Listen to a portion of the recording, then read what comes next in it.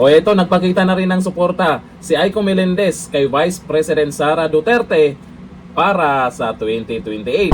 Ayon dito sa kanyang post, Inday Sara Duterte for President 2028. Naku, alam ko, babanata na naman ako dahil simulat sa pool, malinaw na kung saan ako nakatayo.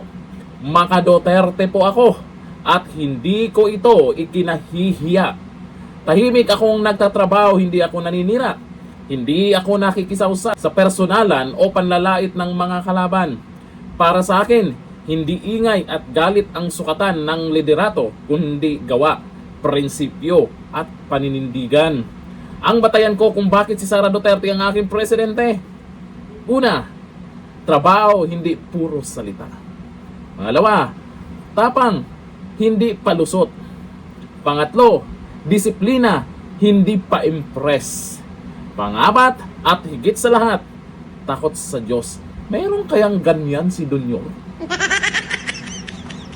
Yan yung meron si BP Sara na nakikita ni Aiko Melendez na wala sa iba. Si Risa, may ganyan din pa. Naniniwala ako na kapag ang isang leader ay may malinaw na prinsipyo, may malasakit sa bayan, at may pananagutan sa Diyos, doon nagmumula ang tunay na serbisyo.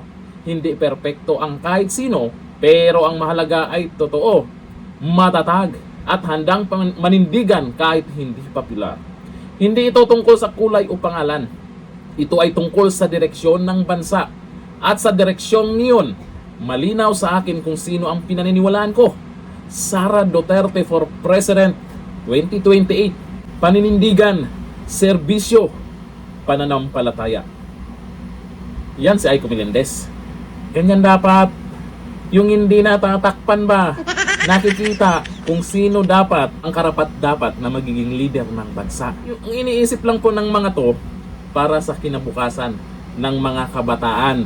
Lalo na ngayon, dumadami yung nagaganyan. Kailangan na nating maglagay ulit ng Duterte sa Malacanang. Ngayon pa lang, matapos magdeklara si Vice President Sara Duterte na tatakbong Pangulo sa 2028, eto naglalabasan na ang mga taga-suporta.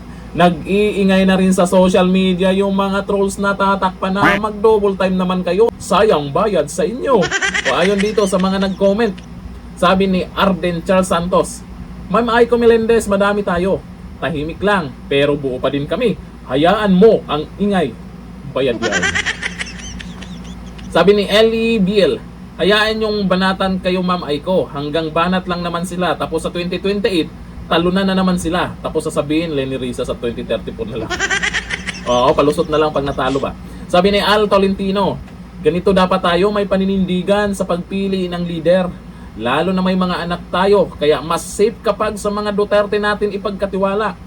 Panahon na para tayo naman sa 2028. Kailangan kasi sa susunod na eleksyon ay ituwid natin kung ano yung pagkakamali natin sa pinili nung nakaraan. Yung pinili na leader. Kasi napapansin nyo ngayon, ang daming nagsisi na bakit siya yung binoto, bakit siya yung nanalo, itong si Dunyor. Tapos ang Vice President na si Sara Duterte ay nang humingi na rin ng patawad dahil isa siya sa dahilan talaga na bakit nanalo yan. Hindi mananalo si Dunyor pag hindi nakatandem si BP Sara.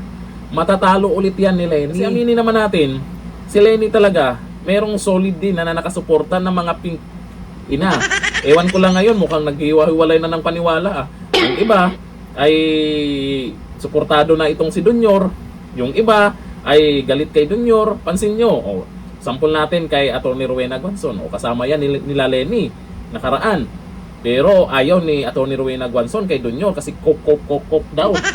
Pero yung iba ngayon, naniniwala kay Dunyor. May ibang vlogger diyan na napapanood ko.